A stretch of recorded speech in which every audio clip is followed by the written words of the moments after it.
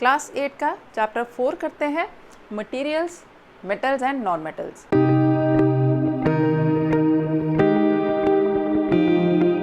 Materials को हम चारों ओर अपने देखते हैं तो कुछ क्लासीफाई अगर हम उन्हें करें तो कुछ मेटल्स होते हैं। मेटल्स जैसा आपको पता होगा मोस्टली घर के अंदर बहुत ज़्यादा यूज़ होता है। जितने बर्तन होते हैं, पकाने के बर्तन, वो सारे के सारे मेटल के ही होते हैं। और डोर के हैंडल्स हैं, सब ये स्टैंड्स वगैरह जो होते हैं, जितने फ़ैन की बॉडी जो है वो मेटल से बनी हुई है। तो मेटल मोस्टली होता है आयरन, गोल्ड, कॉपर, एल्यूमिनियम और भी बहुत सारे मेटल्स हैं। इनके कुछ बेसिक प्रॉपर्टीज़ होती हैं जो मोस्ट ऑफ द मेटल्स में पाई जाती हैं। Not all metals but most of the metals में। फिज़िकल प्रॉपर्टी है एक मेलिएबिलिटी। मेलिएबिलिटी हम कहते हैं कि metals are malleable, that means they can be beaten into thin sheets बनाई जा सकती हैं। उनको बीट करेंगे तो वो ब्रिटल नहीं होते कि एकदम टूट जाएंगे, वो बीट करने से स्प्रेड होते जाते हैं और थिन शीट हमें मिल जाती है। एल्यूमिनियम फॉयल, सिल्वर फॉयल, ये सब हमें ऐसे ही मिलती है बीट करके। डक्टिलिटी सेकेंड प्रॉपर्टी है। Ductility means they can be drawn into wires. हम उनसे काफ़ी पतले वायर्स बना सकते हैं। खास तौर पे जैसे गोल्ड और सिल्वर हाईली डक्टाइल मेटल्स हैं, इनको हम बहुत थिन वायर्स भी इनके ऑब्टेन कर सकते हैं। लोहे का वायर बन सकता है, कॉपर का वायर बन सकता है। कॉपर वायर सारे घर में इलेक्ट्रिसिटी के चीज़ों में, इलेक्ट्रिसिटी के कनेक्शंस में सब यूज़ होता है कॉपर वायर। लस्ट्रस होते हैं, मीन्स एक शाइनिंग होती है। अगर हम स्मूथ सरफेस लें किसी भी मेटल का, उसको अच्छे से स्मूथ बना रखा हो तो एक शाइनिंग होती है। जैसे ब्रास में, कॉपर में एक शाइनिंग आती है। तो ये सब इसकी प्रॉपर्टी है। सोनोरस मीन्स एक टेम्पल बेल देखी होगी, अगर आप टेम्पल बेल बजाते हैं टन करके बजती है, बहुत देर तक उसकी साउंड बनी रहती है। ये सोनोरस होना है। टन आवाज़ जो आती है, जैसे आप एक स्पून को लेके भी ग्लास में मारोगे ऐसे टन से आवाज़ आएगी, दैट इज़ कॉल्ड सोनोरोसिटी। तो मेटल के अंदर ये सोनोरोसिटी होती है। अगर हम लकड़ी की बेल बना के बजाना चाहें तो नहीं बजेगी। तो सोनोरस होते हैं मेटल्स। और good conductor of heat and electricity. Most of the metals are good conductor of heat and electricity. Heat को कंडक्ट कर देते हैं। एक एंड से आप मेटल को गर्म करें, दूसरे एंड तक हीट बड़ी जल्दी पहुंचती है। कंडक्शन हीट का अच्छा होता है। दूसरी चीज़, इलेक्ट्रिसिटी के जितने सर्किट हैं वो सारे मेटल से ही बने होते हैं। कॉपर वायर मोस्टली यूज़ होता है। अगर हम सिल्वर यूज़ करें तो भी कंडक्ट करेगा, गोल्ड भी कंडक्ट करेगा। सारे मेटल्स जो हैं वो इलेक्ट्रिसिटी को कंडक्ट करते हैं। कुछ एक्सेप्शंस हैं। हम ये चाहें कि मेटल्स के अंदर ये सारी प्रॉपर्टीज़ हों तो कुछ एक्सेप्शंस होते हैं। जैसे mercury is also a metal. Shining तो है उसके अंदर, लेकिन वो क्या है, वो लिक्विड एट रूम टेम्परेचर है। रूम टेम्परेचर पे वो लिक्विड फॉर्म में है। तो इनसे डिफरेंस है। जैसे हम कह नहीं सकते कि वो हार्ड है, वो डक्टाइल है, वो मेलिएबल है, उसके अंदर कुछ नहीं है, but still mercury is a metal. Sodium और पोटेशियम, ये दो ऐसे मेटल्स हैं जिनको हम सिजर से या चाकू से कट कर सकते हैं। तो फिर इनके साथ ये आता है कि ये जो प्रॉपर्टीज़ हैं मोस्ट ऑफ द मेटल्स के साथ हैं, but not with every metal, right. अब हम आते हैं नॉन मेटल्स पे। नॉन मेटल्स कुछ एग्जांपल्स देखते हैं। जैसे सल्फ़र है, कार्बन है, कार्बन की एक फॉर्म कोयला हम सोच सकते हैं। ऑक्सीजन है, ऑक्सीजन बहुत इम्पॉर्टेंट चीज़ है, ये नॉन मेटल है। और फॉस्फोरस, और भी बहुत सारे हैं। नाइट्रोजन भी नॉन मेटल है। जितने एलिमेंट्स जो कि मेटल नहीं हैं वो नॉन मेटल कैटेगरी में हैं। और इस चैप्टर में हम क्या करेंगे, इनके वाटर के साथ, मेटल के या नॉन मेटल के वाटर के साथ रिएक्शंस क्या होते हैं, एसिड्स के साथ रिएक्शन क्या होते हैं। जैसे एसिड का आपको पता है, मेटल के कैंस के अंदर हम कभी भी पिकल्स वगैरह स्टोर नहीं करते हैं। रीज़न उसका ये है कि पिकल्स के अंदर एसिड है। एसिड जो है मेटल्स के साथ रिएक्ट करता है, टॉक्सिक सब्सटेंसेस बन जाएंगे जिससे मेटल भी ख़राब होगा। दूसरी चीज़ के फूड जो है वो भी ख़राब होगा। तो हम खट्टी चीज़ों को कभी भी मेटल में इसलिए नहीं स्टोर करते क्योंकि मेटल्स जो हैं एसिड के साथ रिएक्ट करते हैं। तो मेटल्स का रिएक्शन, नॉन मेटल्स का रिएक्शन क्या होता है एसिड के साथ, वाटर के साथ, ये इस चैप्टर में देखेंगे। और हम पढ़ेंगे यूजेस के बारे में कि मेटल्स के क्या डिफरेंट यूजेस होते हैं। वैसे तो आपको मेटल के यूजेस तो वैसे ही देखने को पता चल जाते हैं। जैसे एल्यूमिनियम है, एक लाइट मेटल है। लाइट मेटल होने की वजह से एरोप्लेन में यूज़ होता है। और कुछ ऐसी चीज़ें जिनको हमें वेट में हल्का रखना है, लाइक शिप के अंदर वो काफ़ी यूज़ होता है। और मेटल्स के आयरन वगैरह के सबके यूज़ आपको पता है, कुछ नॉन मेटल्स के यूजेस भी हम उसके अंदर करेंगे। तो हम करते हैं इसे चैप्टर से। Materials, metals and non metals. You are familiar with a number of materials like iron, aluminium, copper, etc. Some material have been given in table 4.1. Iron, coal, sulfur, aluminium, copper. तो appearance इनका बताना है और hardness बतानी है। Appearance iron का कैसा है, अगर वो बिल्कुल स्मूथ सरफेस हो तो शाइनी भी बन जाता है, हार्डनेस पूरी है। कोल के अंदर अपीयरेंस शाइनी बिल्कुल नहीं है, डल है, हार्डनेस नहीं है, तो कोल जो है नॉन मेटल है। Iron is metal. Sulfur is again non-metal. Aluminium again having shiny surface and hardness also. Copper also appearance is shiny and hardness is also there. That means जितने metals होते हैं उनमें appearance कैसा है, shiny है, hardness भी present है। Can you name some material which are metals? Metals कौन कौन से होते हैं? Gold, silver, aluminium, iron. The rest of material in table 4.1 are not metals. इसके अंदर ऊपर से iron, aluminium and copper metals हैं और बाकी के coal, sulfur non metals हैं। Metals can be distinguished from non metals on the basis of their physical and chemical properties. Physical और chemical properties के आधार पे हम इनमें difference कर सकते हैं। Recall that luster and hardness are physical properties. चमक और इनका हार्डनेस जो है ये फिजिकल प्रॉपर्टीज हैं, ऊपर से दिखाई देती हैं। Physical properties of metals and non-metals. Have you ever seen blacksmith beating an iron piece or an article made up of iron? Blacksmith जो है वो आयरन पीस को या कोई किसी भी आर्टिकल को हैमर से अगर बीट करता है तो क्या होता है, like spade, a shovel and axe. Do you find any change in shape of these article on beating? Beating पे क्या होते हैं, ये एक्सपैंड कर जाते हैं, शीट में कन्वर्ट हो सकते हैं metals. Would you expect a similar change if you try to beat a wood lock? Wood के लॉक को अगर हम ऐसे बीट करें तो क्या वो शीट में कन्वर्ट होगा? Never. Take a small iron nail, a coal piece, a piece of thick aluminium wire and a pencil lead. Activity में करते हैं, बीट किया आयरन नेल को हैमर से, but take care that you don't hurt yourself in the process. Try to hit hard, और जोर से मारो, hit hard also the aluminium wire. क्या होगा? Then repeat the same kind of treatment on coal piece and pencil lead. Metal तो दब जाता है, जबकि कोल पीस या पेंसिल लेड जो है वो ब्रिटल होंगे, वो टूट जाएंगे। दिस प्रॉपर्टी जिसमें हम बीट करें और वो शीट में कन्वर्ट हो जाए मेटल, उसको हम कहते हैं मेलिएबिलिटी। आयरन नेल, कोल पीस, एल्यूमिनियम वायर और पेंसिल लेड में बताना है तो आयरन पीस और आयरन नेल और एल्यूमिनियम वायर ये तो फ्लैटन हो जाएंगे, ठीक है, और कोल पीस और पेंसिल लेड जो दोनों टूट जाएंगे। दैट मीन्स मेलिएबिलिटी जो है प्रॉपर्टी है मेटल्स की। You saw that shape of iron nail and aluminium wire change on beating. दोनों की शेप चेंज हो गई। If they were beaten harder these could be changed into sheets। और भी हार्ड अगर इनको चेंज कर और भी हार्ड बीट करें तो क्या होगा, ये शीट्स में चेंज हो सकते हैं। You might be familiar with silver foil use for decorating sweets. Silver foil देखी है, स्वीट्स के ऊपर जो लगी होती है। Must also be familiar with aluminium foil use for wrapping food. Food को रैप करने के लिए एल्यूमिनियम फॉइल जो होती है वो भी एक एल्यूमिनियम को बीट करके बनाई हुई शीट है।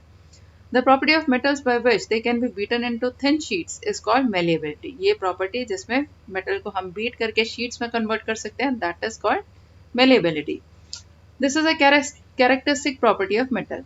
characteristic property है मेटल की, यानी हर मेटल में, ऑलमोस्ट सारे मेटल्स में, not every metal। As you must have noticed, material like coal and pencil lead do not show this property। कोल और पेंसिल लेड के अंदर ये प्रॉपर्टी नहीं आती है। Can we call these as metals? ये मेटल है? नहीं है। कोल और पेंसिल लेड मेटल नहीं है। Can you hold a hot metallic pan which is without a plastic और wooden handle and not get hurt? कोई मेटालिक पेन है और उसको गर्म किया तुमने, तो उसको पकड़ सकते हैं क्या हम अगर वुडन हैंडल या प्लास्टिक हैंडल नहीं लगाए? Perhaps not. Why? Try to list some other experiences in which a wooden और plastic handle protects you from being hurt while handling hot things. हमने देखा है कि पैन्स में, फ्राइंग पैन हो, सॉस पैन हो, उसके अंदर हैंडल लगे होते हैं प्लास्टिक के, तो अगर उसको हम पकड़ते हैं तो वो गर्म नहीं होते हैं, जबकि मेटल का अगर हैंडल होगा तो वो गर्म हो जाएगा, या उसको मेटल को टच करेंगे बहुत गर्म होगा। रीजन उसका यह है कि metals are good conductor of heat. On the basis of these experiences what can you say about the conduction of heat by wood and plastic? तो हम क्या कह सकते हैं कि वुड और प्लास्टिक कंडक्ट करते हैं हीट को? नहीं। You must have seen an electrician using his screwdriver. Screwdriver होता है, what kind of handle does it have and why? कभी कभी wooden होता है, and most of the time it is made of plastic because both of them are bad conductor of electricity, ताकि उसको electric shock ना लगे, इसलिए screwdriver का handle जो है वो plastic या wood का होता है। Activity 4.2 में recall how to make an electric circuit to test whether electricity can pass through an object or not. Circuit बना के जिसमें हम टेस्ट करते हैं कि इलेक्ट्रिसिटी इसमें से पास होती है कि नहीं, उस तरह से हम ये सर्किट बना के इसके अंदर ये नेल लगा के देख सकते हैं कि ये इसके अंदर से पास होती है इलेक्ट्रिसिटी या नहीं। The activity of various object in class 6। Now repeat the activity with the material mentioned in the table 4.3। इसी टेस्टर से हम टेस्ट कर सकते हैं किन किन चीज़ों में से इलेक्ट्रिसिटी पास हो सकती है। तो हमें पता चलेगा सिर्फ मेटल में से ही पास होती है electricity. Metals are good conductor of electricity whereas non metals are not. Observe the group of these material into good conductor and poor conductor. Good conductor वो जिसमें से पास कर जाए, पुअर कंडक्टर वो जिसमें से पास ना करे। कोल पीस और सल्फर दोनों bad conductor, poor conductor prove होंगे, जबकि आयरन रॉड या नेल में से और कॉपर वायर में से इलेक्ट्रिसिटी पास कर जाएगी। So metals are good conductor of electricity. You observe that iron rod, nail and copper wire are good conductors while rolled sulfur piece and coal piece are poor conductors. Oh, the meaning of recalling our experiences and then of this activity was to show that metals are good conductors of heat and electricity. Class 6 में भी पढ़ा था किस तरह से ये circuit बना के टेस्ट किया जाता है। Where do you find the use of aluminium and copper wires? Aluminium और copper wires का use देखा है? Have you seen wire of coal? coal का wire देखा कभी? Definitely not, बन ही नहीं सकता। The property of metal by which it can be drawn into wires is called ductility. ये property जो सिर्फ metal में present होती है कि हम उसको खींच के wires में convert कर सकते हैं, this property is known as ductility. Have you ever noticed the difference in sound on dropping an iron sheet, plate or metal coin and a piece of coal on floor? आवाज में अंतर पता चलता है। कोई मेटल की चीज अगर जमीन पे गिरती है तो एक रिंगिंग साउंड आती है, जबकि कोल में या वुड में वो साउंड नहीं आएगी। If not you can try it now. Do you note any difference in sound produced? Sound जो प्रोड्यूस होगी वो डिफरेंट होगी। Have you seen a wooden bell in temples? Wooden bell देखी है कभी टेम्पल में? नहीं ना, क्योंकि वो रिंगिंग साउंड प्रोड्यूस नहीं कर सकता, जबकि मेटल जो है कि रिंगिंग साउंड प्रोड्यूस करता है, और इस प्रॉपर्टी को हम कहते हैं कि metals are sonorous. The things made of metal produce ringing sound when struck hard. Suppose you have two boxes similar in appearance, one made of wood, another metal. Can you tell which box is made of metal by striking both the boxes? अगर आपको देखने ना दिया जाए, strike करके बता सकते हैं ना, जिसमें टन जैसी आवाज आएगी, रिंगिंग साउंड आएगी, वो मेटल का है। Since metal produce ringing sound, they are said to be sonorous. The material other than metals are not sonorous. जो मेटल नहीं है वो सोनोरस नहीं होते हैं। प्लास्टिक की बेल नहीं बन सकती, वुड की बेल नहीं बन सकती। After performing the above activities, we can say that some material are hard, lustrous, malleable, ductile, sonorous, and good conductors of heat and electricity. The materials which generally possess these properties, ये सारी properties hard होना, lustrous, malleable, ductile, sonorous और good conductor of heat and electricity होना, ये सारे metals होते हैं। The example of metals are iron, copper, aluminium, calcium, magnesium, etc. In contrast, materials like coal and sulfur are soft and dull in appearance. Coal, sulfur ये soft होते हैं और डल होते हैं अपीयरेंस में। They break down in powdery mass on tapping with hammer. Hammer अगर लगाओ, tap करोगे हैमर से तो एक पाउडरी मास बन जाएगा। ये ब्रिटल होते हैं। They are not sonorous and are poor conductor of heat and electricity. ना तो सोनरस है ना गुड कंडक्टर है इलेक्ट्रिसिटी और हीट के, पुअर कंडक्टर्स कहलाते हैं ये। These material are called non metals, इनको हम नॉन मेटल बोलते हैं। The examples of non metals are sulphur, carbon, oxygen, phosphorus etcetera. Metals like, अब एक चीज, एक फैक्ट याद रखना है कि सारे मेटल नहीं है। मोस्ट ऑफ द मेटल्स के लिए हम कह रहे हैं कि ये malleable, ductile, sonorous, lustrous, hard, ये सब है। कुछ एक्सेप्शंस भी हैं यहाँ पे, जैसे metal like sodium and potassium are soft and can be cut with knife. Sodium या पोटेशियम को हम नाइफ से या इवन सीजर से कट कर सकते हैं। Mercury is the only metal which is found in liquid state at room temperature. तो मर्क्यूरी जो है वो लिक्विड स्टेट में है, तो ना तो वो सोनोरस है, ना वो डक्टाइल है, ना मेलिएबल है। लस्ट्रस है, चमक होती है उसके अंदर, ना हार्ड है, राइट। दीज आर एक्सेप्शंस, ये कुछ एक्सेप्शंस हैं। Now chemical properties of metal and non metals. Reaction with oxygen देखते हैं सबसे पहले। You are familiar with phenomena of rusting of iron. Iron देखा है, रस्ट लग जाती है, जंग लग जाती है। Recall the reaction by which rust is formed. एक रिएक्शन जिसमें रस्ट फॉर्म होती है उसको याद करो, क्लास 6 में किया था, 7 में किया था। You had also performed in class 7 the activity of burning a magnesium ribbon in air. Magnesium ribbon burn करने का देखा था, एयर मैग्नीशियम ऑक्साइड बनाने का एक्टिविटी थी। You had learned that in both the processes oxide formation takes place. Oxide बन जाती है, मैग्नीशियम को ऑक्सीजन में बर्न करोगे, मैग्नीशियम ऑक्साइड बन जाती है। Complete the following reaction of iron and magnesium with oxygen.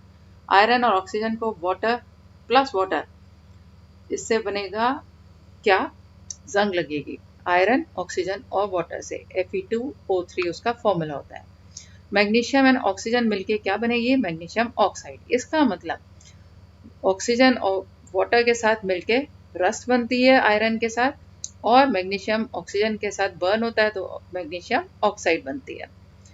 Let's check the nature of rust formed as a result of reaction between iron, oxygen and water. अब rust जो बनी उसकी nature कैसे test करेंगे हम। एक स्पूनफुल ऑफ रस्ट इकट्ठी करी, जैसे आयरन पे लगी हुई है तो उसको हमने उतार लिया, पाउडरी मास जो होता है उसको निकाल लिया एक चम्मच भर, एंड डिजोल्व किया उसको वाटर में। You will find that rust remains suspended in water. वो पानी में घुलेगी तो है नहीं, तो उसे अच्छे से शेक कर लिया। Test the solution with red and blue litmus paper. What do you observe, the solution is acidic और बेसिक।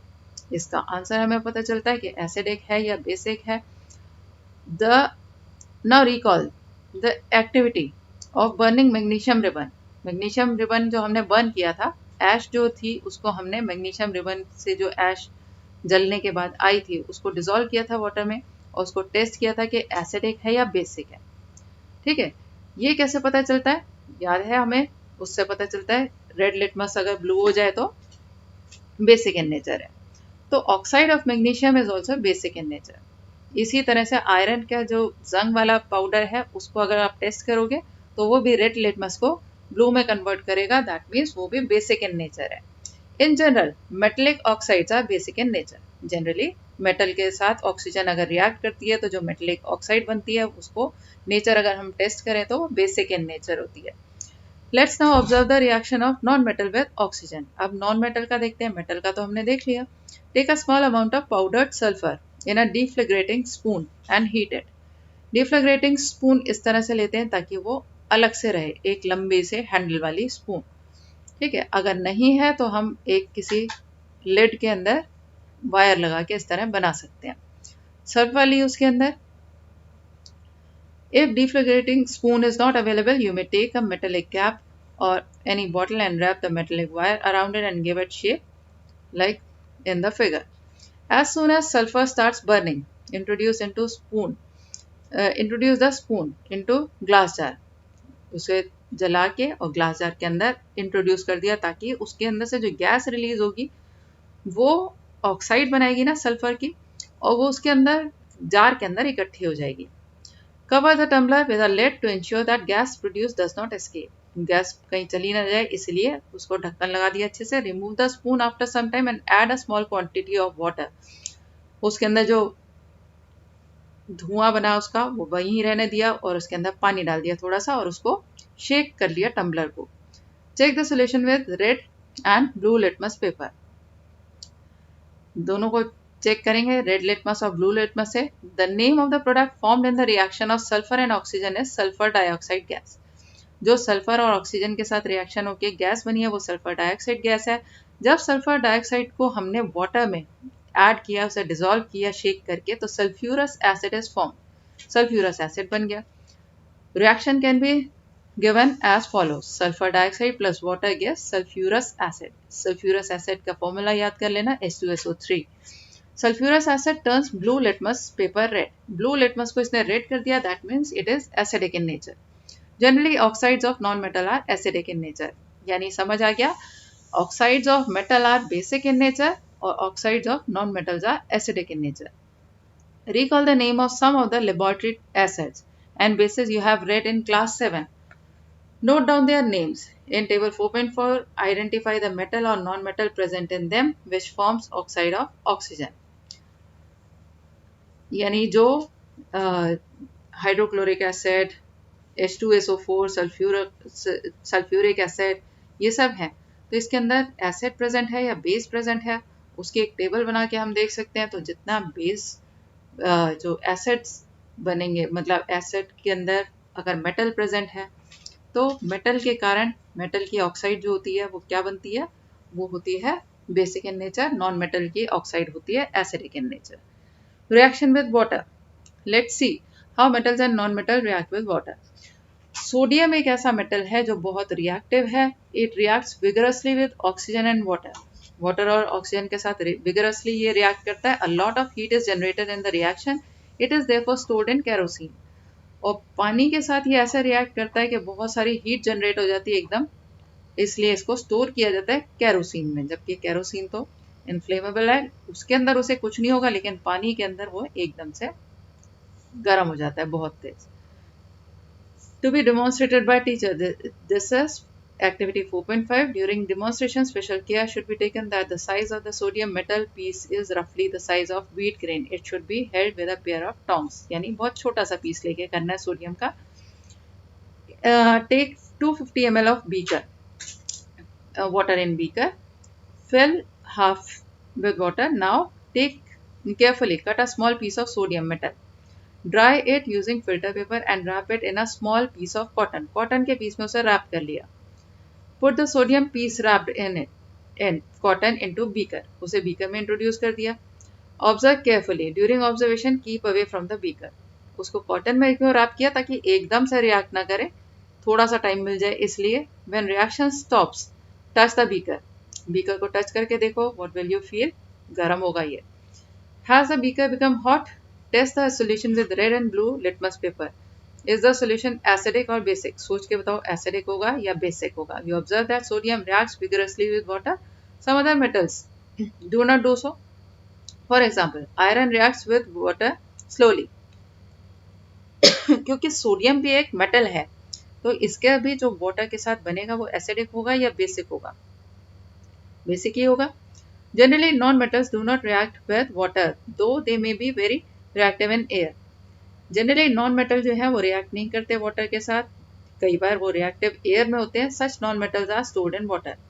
और जो एयर में रिएक्ट करते हैं उनको हम क्या करते हैं, वाटर में स्टोर करते हैं। For example phosphorus is a very reactive non metal. ये फॉस्फोरस ऐसा नॉन मेटल है जो बहुत रिएक्टिव है एयर में।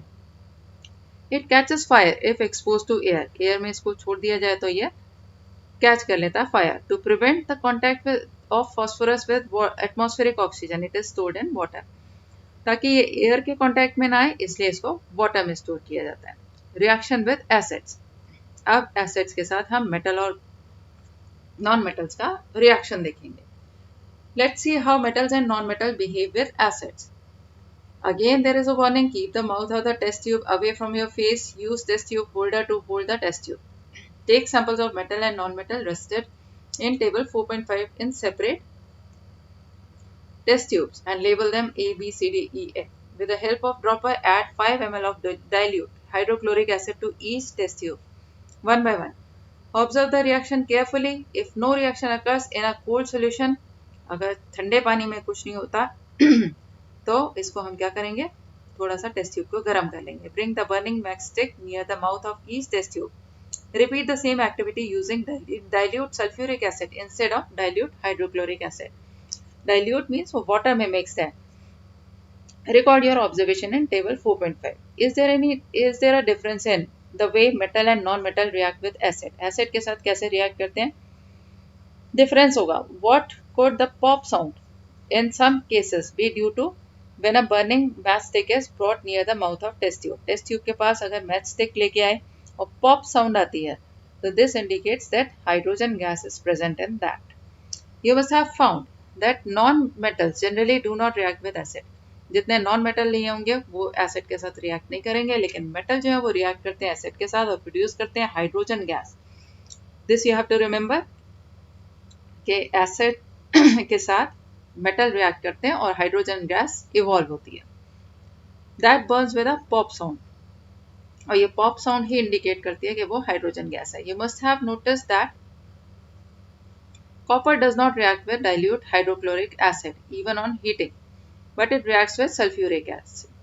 ये कॉपर जो है डाइल्यूट हाइड्रोक्लोरिक एसिड के साथ तो रिएक्ट नहीं करता, लेकिन सल्फ्यूरिक एसिड के साथ रिएक्ट करता है. तो ऐसे एक्सेप्शंस होते हैं कि किसी के साथ रिएक्ट करता है, किसी के साथ नहीं. रिएक्शन विद बेसेस एक एक्टिविटी है 4.7. इसके अंदर प्रिपेयर किया हमने सोडियम हाइड्रोक्साइड का सॉल्यूशन, और कैसे लेके पैलेट्स लिए सोडियम हाइड्रोक्साइड के और उसको प्लास्टिक स्पैटुला से पकड़ के पानी में मिलाया. Prepare fresh solution of sodium hydroxide in test tube by dissolving 3 to 4 pellets in 5 ml of water. उसके अंदर एल्यूमिनियम फॉइल डाली, यानी मेटल डाल दिया, बेस के अंदर मेटल डाला और बर्निंग मैस्टिक उसके माउथ के पास लेके आए. तो क्या सुनाई देगा? पॉप साउंड सुनाई देगी. क्या इंडिकेट करती है पॉप साउंड? ये इंडिकेट करती है कि इसके अंदर हाइड्रोजन गैस इवॉल्व हुई है, निकली है. Metals react with sodium hydroxide. Sodium hydroxide एक बेस है, उसके साथ मेटल रिएक्ट करता है और उससे बनती है hydrogen gas. Reaction of non metal with bases are complex. Non metal अलग अलग बेसिस के साथ कैसे रिएक्ट करते हैं वो थोड़ा कॉम्प्लेक्स है, बिल्कुल एक जैसा सा नहीं है, तो वो हायर क्लासेस में पढ़ाया जाएगा. Now we come to displacement reaction. Recall the activity of reaction between copper sulfate and iron that you have performed in class 7. Class 7 में की थी. Let's observe some more reaction of that kind. Take 100 ml beaker and label them A, B, C, D, E. Take about 50 ml of water in each beaker. Her beaker में 50 ml water ले लिया और dissolve किया beaker में 1 teaspoonful of each substance as indicated. जो indicate किया वो beaker A में copper sulfate और zinc के granules साथ में ले लिए. अब कॉपर और जिंक में से रिएक्टिव ज्यादा कौन होता है? जिंक ज्यादा रिएक्टिव होता है. तो क्या होगा? ये जिंक निकल के सल्फेट के साथ ज्वाइन हो जाएगी और कॉपर अलग हो जाएगा, यानी बन जाएगा कॉपर सल्फेट और जिंक ग्रैन्यूल लिए तो जिंक सल्फेट बन जाएगा और कॉपर अलग रह जाएगा. कॉपर सल्फेट बीकर बी में लिया कॉपर सल्फेट और आयरन ने. अब कॉपर और आयरन में से आयरन ज्यादा रिएक्टिव है, तो आयरन जो है वो सल्फेट के साथ आके आयरन सल्फेट बना देगा, कॉपर अलग रह जाएगा. जिंक सल्फेट और कॉपर टर्निंग्स ली. जिंक और कॉपर में से जिंक ज़्यादा रिएक्टिव है, तो जिंक सल्फेट और कॉपर टर्निंग लेने पे अगर हम इसको करेंगे बीकर सी में तो कोई चेंज नहीं आएगा, क्योंकि जिंक ज़्यादा रिएक्टिव है. ये एक रिएक्टिविटी सीरीज होती है. रिएक्टिविटी सीरीज आपको लर्न करनी होगी. सबसे ज़्यादा रिएक्टिव मेटल कौन सा है? इसकी एक सीरीज है, potassium, sodium, calcium, magnesium, aluminium. उसके बाद आता है carbon, zinc, iron, tin, lead, hydrogen, copper, silver, gold, फिर प्लैटिनम. तो इस तरह से हम देख लेते हैं कि आयरन ज़्यादा रिएक्टिव है या जिंक ज़्यादा रिएक्टिव है, तो उससे ये पता चलता है इसके अंदर क्या चेंजेस आएंगे. नेक्स्ट में हमने लिया आयरन सल्फेट. डी के अंदर लिया आयरन सल्फेट और कॉपर टर्निंग्स. आयरन और कॉपर में से देखा जाए तो आयरन ज़्यादा रिएक्टिव है, तो आयरन अपनी जगह पे ही बना रहेगा सल्फेट के साथ में, और कॉपर टर्निंग ऐसे ही रहेगा, मतलब ये एज इट इज रहेगा, कोई चेंज नहीं आएगा. बीकर ई में जिंक सल्फेट और आयरन ने लिया है, तो जिंक और आयरन में से ज़्यादा रिएक्टिव जिंक है, तो जिंक सल्फेट ही बना रहेगा, इसके अंदर भी no change will be noticed. अब ये रिएक्टिविटी सीरीज इस वीडियो के एंड में देख लेना. रिएक्टिविटी सीरीज में सबसे पहले सबसे ऊपर सबसे रिएक्टिव चीज़ है, और फिर धीरे धीरे उनका रिएक्टिविटी कम होती जाती है, मतलब डिक्रीजिंग ऑर्डर में रिएक्टिविटी सीरीज लगा के, और उससे हम चेक कर सकते हैं कौन सा ज़्यादा रिएक्टिव है. जो भी चीज़ ज़्यादा रिएक्टिव होती है वो सल्फेट के साथ ज्वाइन हो जाती है. What changes do you observe in various beakers? Have you read that one metal displaces another metal from its compound in aqueous solution?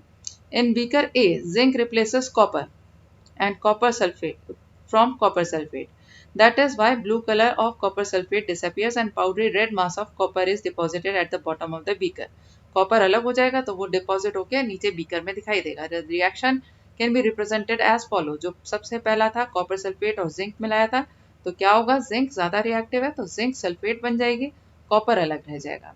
You can write down the reaction taking place in beaker B in similar manner. इसी तरह से हम beaker B का लिख सकते हैं. There could have been displacement by zinc by copper in beaker C and by iron in beaker E. Similarly, iron could be displaced by copper in beaker D. ऐसा हो सकता है क्या? Since we do not see any change in beaker C के अंदर कोई change नहीं आएगा, we can infer that copper is not able to replace zinc from zinc sulfate. Copper जो है जिंक सल्फेट में से जिंक को रिप्लेस नहीं कर पाया. रीजन उसका क्योंकि जिंक जो है वो ज्यादा रिएक्टिव है.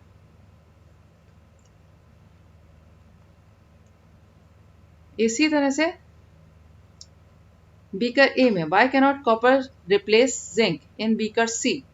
Remember that science is not arbitrary. Science ऐसे ही नहीं है आर्बिटरी के जो मर्जी आए वो हो गया. It follows definite rules based on facts. कुछ facts पे based होते हैं rules.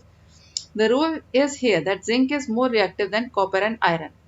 Zinc, copper और iron से ज़्यादा reactive है. A more reactive metal can replace a less reactive metal. But less reactive जो है वो replace नहीं कर सकता more reactive metal को. Now you can understand why there is no displacement reaction in beaker D and E also. Can you guess the sequence of metal from more reactive to less reactive among zinc, iron and copper? Zinc, iron और copper में से zinc सबसे ज्यादा reactive है, iron उससे कम reactive है और उससे भी कम रिएक्टिव है कॉपर. ठीक है, इस एक्सपेरिमेंट से भी ये क्लियर हो जाता है. Now uses of metal and non metal. Non metal और मेटल का यूज क्या होता है? You should be able to guess why metals are used in making machinery, automobiles, aeroplanes, trains, satellites, in industrial gadgets, cooking utensil, water boilers, etc. You are also familiar with the uses of some non-metals. Here are some interesting ones. We are sure that you will guess them right. Non-metal essential for our life, which all living beings inhale during breathing. बताओ कौन सा non-metal है जो हम inhale करते हैं breathing के दौरान? Oxygen. Non-metal used in fertilizer to enhance the growth of plant. Fertilizer में जो use होता है nitrogen. Non-metal used in water purification process. Water purification में क्या चीज यूज होती है? Chlorine. Non-metal used in purple colored solution which is applied on wounds as antiseptic. Antiseptic एक पर्पल कलर का होता है. क्या होता है? Potassium permanganate. Non-metal used in crackers. Crackers में कौन सा यूज होता है? सल्फर यूज होता है. You may add some more uses of metal and non-metal from your experiences. अच्छा, ये non-metal used in purple colored solution which is applied on wounds and as an antiseptic. ये iodine है. अब इस तरह से ये चैप्टर खत्म हो जाता है. इसके अंदर एक ये बॉक्स दे रखा है. In class 7 you learned that chemical reaction, new substances are formed. These substances are different from those which underwent the reaction. Now, if a substance cannot be broken further by chemical reaction, by cooling, heating or by electrolysis, किसको अब ज़्यादा और नहीं break कर सकते तो वो एक एलिमेंट होता है. ठीक है, sulphur is an element, so is iron. Iron भी एक एलिमेंट है. Carbon 2 is an element. The smallest unit of element is atom. Element का सबसे छोटी यूनिट होती है atom. A sample of element contains only one kind of atom. एक sample element का जो होता है उसके अंदर एक काइंड ऑफ एटम होता है. The atom of an element remains unaffected by physical changes in the element. Element जो होता है जैसे गोल्ड एक एलिमेंट है, सिल्वर एक एलिमेंट है, तो ये अकेला एक ही टाइप के एटम से बना होता है. For example an atom of liquid sulphur would be exactly the same as the atom of solid और वेपर सल्फर. तो वो बिल्कुल चाहे किसी भी फॉर्म में होगा, सल्फर का एटम मतलब एक ही जैसा. Although we have an indefinite variety of substances in the universe, बहुत सारी तरह की चीजें हैं यूनिवर्स में, the number of element forming these elements, these substances are limited. ये लिमिटेड है, एलिमेंट्स तो लिमिटेड है, लेकिन चीजें बहुत सारी हैं. तो क्यों है? क्योंकि there are no more than 92 naturally occurring elements. An important classification of element is in terms of metals and non-metal. ये हमने elements को metal और non-metal में divide किया, classify किया. Most of the elements are metal. Less than 20 are non-metal. A few are metalloids, which possess character of both metal and non-metals. ये है elements के बारे में clear किया ये box. So the chapter is here finished. Thank you. आपके screen पे है अब ये रिएक्टिविटी सीरीज. रिएक्टिविटी सीरीज में जो सबसे ज्यादा रिएक्टिव है वो सबसे ऊपर है. जैसे जैसे नीचे जाते हैं रिएक्टिविटी कम हो जाती है. Potassium, sodium, calcium, magnesium, aluminium, carbon, zinc, iron, tin, lead, hydrogen, copper, silver, gold, platinum. This you have to learn. आगे काम आएगी. मेनली अभी जिंक, आयरन और कॉपर का ध्यान रखना है कि zinc is more reactive than iron and iron is more reactive than copper. बाकी पूरी याद रखनी है ताकि आगे क्लासेस में आपको बहुत हेल्प करेगी. Thank you.